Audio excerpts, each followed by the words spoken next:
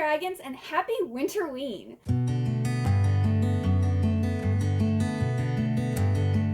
It's the third day of Winterween. I've actually had 3 very busy days, so I haven't gotten much read. But Winterween is a readathon that is created and hosted by Gabby, and it's going from January 10th to January 16th, and it is currently January 12th. I haven't done much, but I do have all the prompts and what I'm reading for those prompts. So let's go over that real quick. There are 5 prompts. The first one is to read a book in the dark or at night. And I'm going to be reading the Emma Omnibus Volume 3. This has 2 volumes of manga in it. And this is basically a Victorian romance. It's kind of like a forbidden romance between a maid and a gentleman in Victorian London. And then for the second prompt, it's read a horror or thriller. I will be reading Darling Girl by Liz Mikowski. And this is a modern day thriller that's inspired by Peter Pan. This lady's daughter gets stolen by Peter and she has to go and save him. Our third prompt is to read a book with a house on the cover. I have stretched this prompt and I am reading Fathom Folk by Eliza Chan. There is a palace on the cover, which I would consider a house for royalty. This is a fantasy story that I believe takes place underwater, and it's inspired by East Asian mythology and ocean folk tales, and it's perfect for fans of Jade City, The Bone Shard Daughter, and House of Earth and Blood. I'm excited for this one. Prompt number 4 is to read a horror book published 5 or more years ago, and I am currently reading Vampire Junction by S.P. Samtao. So this is a classic horror story, I think that came out in 1985, about this 12-year-old vampire who is a pop star, and it seems like it's very philosophical about what vampires are to people, because as you know, there have been many vampire crazes throughout the years. Vampires were very popular in the Victorian era, they were very popular in the 80s, they were really popular in around 2010s when Twilight came out and started the vampire craze again. So this is kind of it's a horror story that looks at what vampires are to us and the reflection of, I don't know, it's confusing, but I'm pretty sure it's more than a horror story. It's philosophical. I'm enjoying it. It's a little confusing and the writing style is not really my favorite, but I'm interested. It's an interesting story. And then the 5th and final prompt is to read a novella, manga, or listen to it says a spooky audiobook. Well, I'm reading a manga, which I guess doesn't have to be spooky. I'm not making it spooky. I'm going to be reading Emma Volume 4, which has, again, another 2 volumes of the manga series in here, because I want to read this entire manga series this month. So I'll have one more omnibus volume after that. That is what I am reading for this vlog and my little update of what I've read so far. I haven't really read that much. Well, I've read 42%, but it hasn't felt like I've read that much. So far we have multiple characters. We have our vampire Timmy Valentine, which is his current name. He's had multiple names throughout the years. He's 2,000 years old. We have Carla, who he's hired to be his analyst or his psychiatrist to kind of unlock the memories that he's forgotten over the years.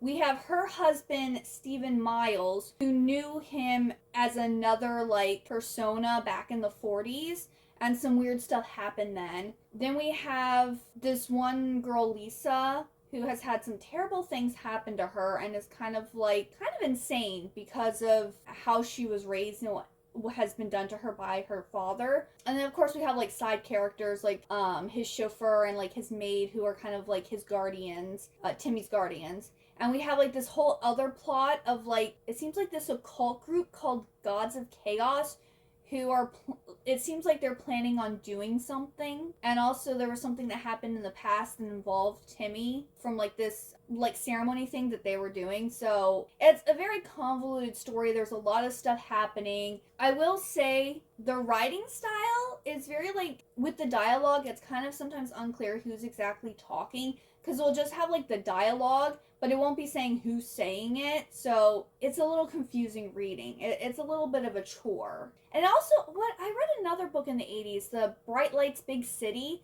that kind of did that too. It was kind of like unclear, like with the dialogue, who was talking. So I'm wondering if that's like a thing from the 80s that was like popular. Not really my favorite thing. It's not the worst thing ever either. At least you know it is dialogue, because sometimes people talk and you don't even know it's dialogue because they don't have it in quotation marks. So at least there's quotation marks. But yes, so that is what's going on right now, and I'm going to read more of Vampire Junction. It is now January 14th, and I have some updates. So I finished my first book. So I finished Vampire Junction by S.P. Sam Tao, and this one I ended up giving 3 stars. Like, I think actual, like, enjoyment level was a 2, but, like, I knew that this was, like, deeper and, like the author's really trying to say something, but I just wasn't getting it, so therefore I gave it a bigger rating. This is basically if you take Anne Rice, like, her Vampire Chronicles, and mix it with, like, Stephen King's Salem's Lot, but make it with Jungian philosophy, and it's a lot more, like, gory and bloody. That's kind of, like, what this book was. And I really like Salem's Lot. I love Anne Rice. But, like, also the writing style is very different. The writing style is, like, not even, I don't think, similar to Stephen King or Anne Rice. But, like, the concept and, like, the idea and, like the feel of the book is very, like, if you put those 2 books together, that's kind of what you get. I have gotten the 1 prompt done so far for a book, or for a horror or thriller that's like over 5 years old. And then last night I started my book to read in the dark. So I read the first part, or the first volume, in Emma Omnibus 3. This is very good. We get a, I guess, like a prequel, like, story of how William Jones' parents met and then why his mom isn't living with them. And then that we get a further, like, romance plot with Emma, which you don't know about volumes 1 and 2, but I explain what it's about. So then I read 30 Pages in Fathom Folk by Eliza Chen, and I decided to DNF it. I was just not vibing with the writing, and then I don't think I'm really going to be able to connect with any of the characters. We have Mira, who is a Fathom Folk, I believe a siren, and she's like the token Fathom Folk person who's like been made captain of the guard, and she's the one of 3 or 4 other Fathom Folk that are in the military. And so it's like, it's like humans and Fathom Folk, and the Fathom Folk are like lesser than. So she's one, and she's already been in a 2-year relationship with her boyfriend. Our second character is, I believe, like a princess who's part of the Fathom Folk, and she turns into a dragon, and like she seems like she's like a rebel, like she's trying to fight for her people's rights or something like that. And then our third person is another married, this one's married, she's a married woman with children, and she was like a poor person who like married into the elite. So like they're all very unique characters, but I feel like this is going to be very political, and it's also focusing on things that like we're dealing with in real life. And I don't like reading fantasy stories that's going to make me think about what I have to deal with in real life. You know what I'm saying? Like, when I read a fantasy book, I want to escape. I don't want to think about that stuff. Like, if it has, like, one of those points, like, if it talks about, like, you know, racism, okay, good, you know, like, because, like, it has to deal with some real stuff in a fantasy world, because things are inspired by real life. But, like, when there's that much stuff going on, it also seems like there might be refugee, like, people fleeing from somewhere. So there's, like talks about refugees, there's talks about, like, racism, there's talks about, like, the poverty line, and, like, just a whole bunch of stuff. That's one reason Cassandra Clare's The Dark Artifices was my least, like, I didn't really enjoy that series. I like the characters, but, like, the story and plot and everything overall, I didn't really enjoy that much, because it did feel very, like she was talking about what the issues that we're dealing with in, like, real life. And I'm like, when I'm escaping into a fantasy, I don't want to think about all the horrible things that are going on in the world. I have Instagram and YouTube and whatever else for that. I don't need it in my books, too, you know? So I just decided this one was just not going to be fun, and I wasn't really going to enjoy it that much. I'm not going to finish that, and I'm not going to get the sequel, so I will save myself some money. So then I decided, because I still needed to read a book with a house on it, to pick up Grimstone by Sophie Lark. This is a dark romance, and I am liking this. So it wasn't that I wasn't in a reading mood, because I literally put this down, picked this up, and read 75 pages before I fell asleep. It was the book, not me. But this is about our main girl character, Remy.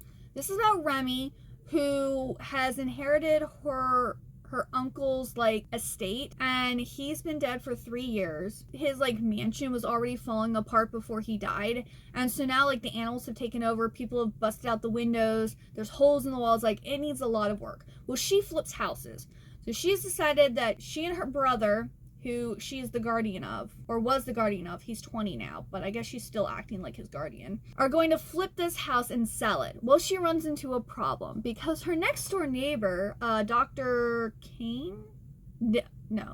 Dane Covet, owns the road leading up to her uncle's mansion. Like, she got there and she didn't even realize like about the gate or anything, and she goes into town to get some like groceries and comes back, the fence is closed and there's like a chain all wrapped up on it.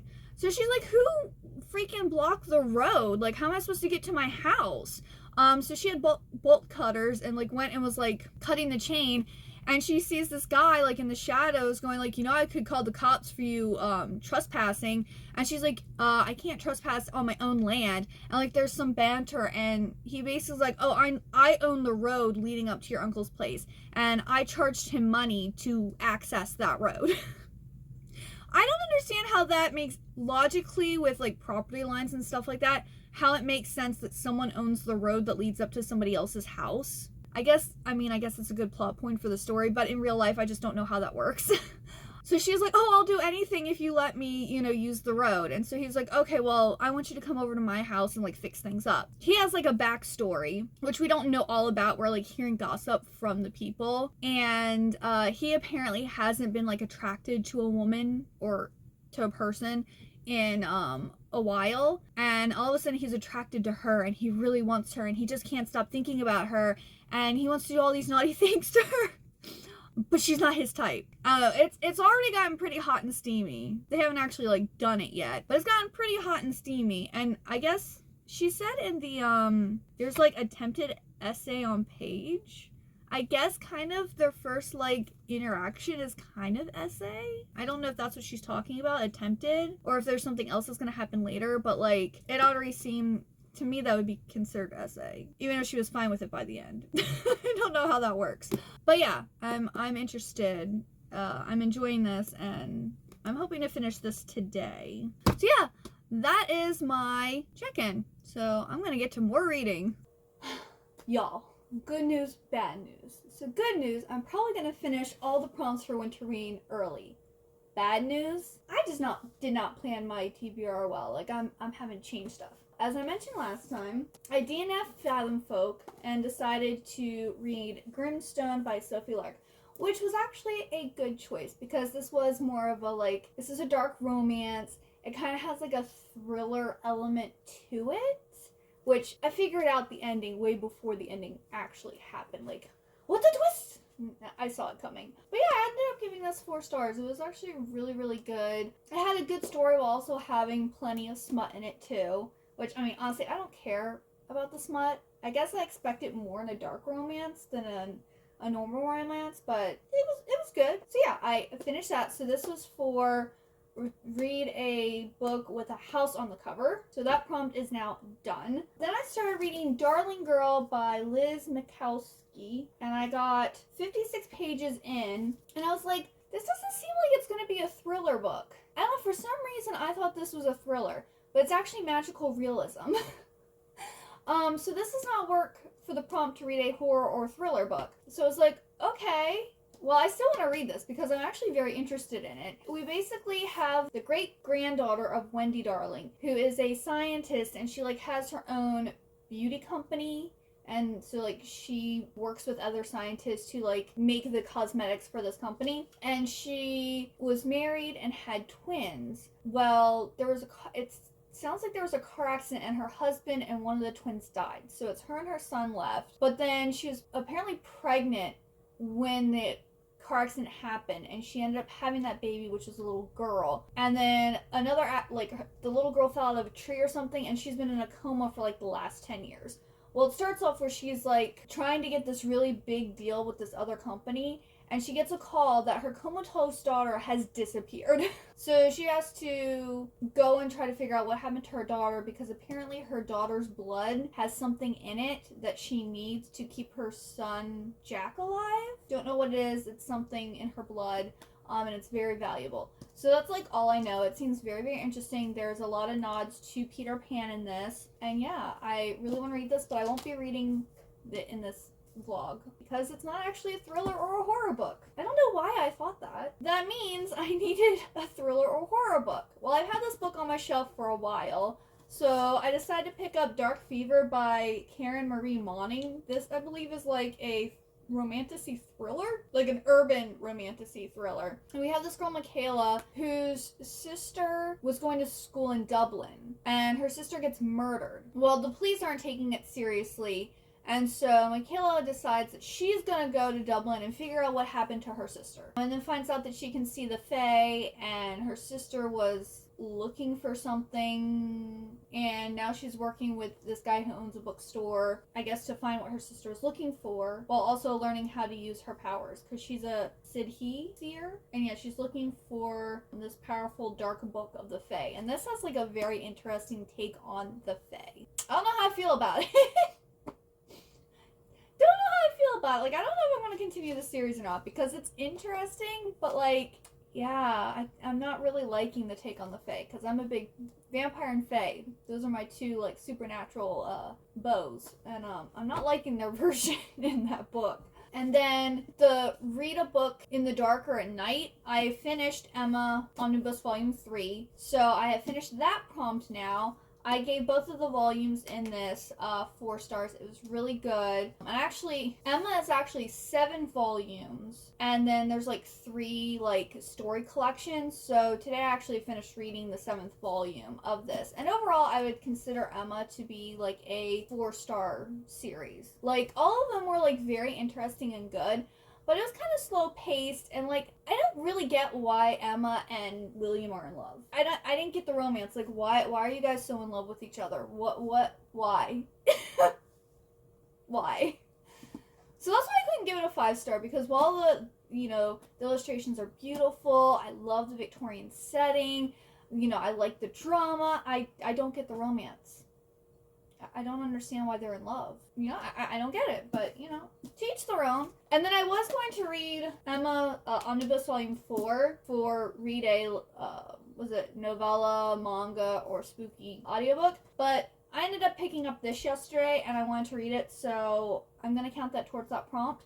So, Otaku Vampire's Love Bite by Julieta Suzuki. This is about this vampire girl, Hina, who is like a the way vampire hierarchy is based is like how much like origin blood you have. So she has like 95% like pure vampire blood or whatever in her. She's like super powerful. Well, she has to like choose a human to drink from them or something like that, and she doesn't want to. Well, she's like a big otaku, and she really likes this one anime character called Mao. And she finds this human guy who looks exactly like Mao. I think in their first volume she ends up biting him. But, like, she doesn't continue doing it, but, like, now she's just kind of, like, following around this guy who looks like the anime guy that she likes. So, it's a really cute series. I think I gave the first volume 4-star, and then this one I gave 3-star, because this one wasn't as good. It was kind of slow and silly, but, like, the artwork is really cute. Like, I like her main girl character. She's sweet. Once I finish this, I will be done with all of the prompts. And I'm actually reading it on my Kindle, so let me see. I have 3 hours and 47 minutes left, and I'm 34% of the way into the book. So I'm definitely going to finish this tonight. Even though the readathon isn't going as planned, it's still going well, so I'm happy. And I'm going to get back to reading. Okay, this line's really bad, but... Winterween is over. I forgot to make an outro, so I'm making this real quick so that I can edit this vlog. But I did end up finishing Dark Fever, and I gave it 3 stars. I'm not going to be continuing that series because while the book was interesting and it had a very unique concept, and I'm guessing this is going to be like a really, really slow burn romance. I did not like the interpretation of the Fae in this story. And also there's like, it's so slow, it's pretty much non-existent for the romance, which I want to see something. And there's like one scene that we get that we're not really sure if it happened or not type of thing, because the girl was kind of like, our main female character was kind of like drowsy or falling asleep or whatever. It probably happened, but it might not have. So like, that's like how slow burn it is. And like by the end of the book, they're pretty much agreeing to work with each other to save the world type of thing. So yeah, let's like give it 3 stars because it was interesting, it was enjoyable, but I'm not going to continue the series. With that, I finished reading all the prompts. I think that's a good thing. I mean, I hope you enjoyed this vlog. If you did, please give it a thumbs up, comment, subscribe to my channel. Next month, I found out that Readathons is doing her Jante's Inferno. So I'll be participating in that. I'm also going to be participating in Polarthon. Thank you so much for watching, and I hope to see you next time. Goodbye!